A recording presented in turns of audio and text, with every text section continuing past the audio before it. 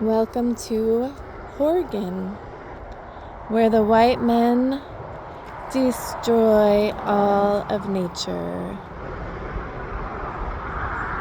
This is what they do with our public lands.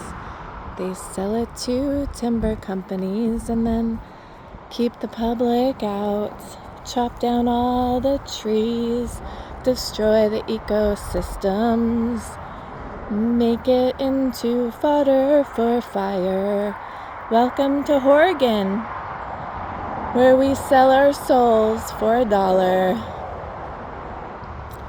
If you can see it, but it's a huge clear cut back there.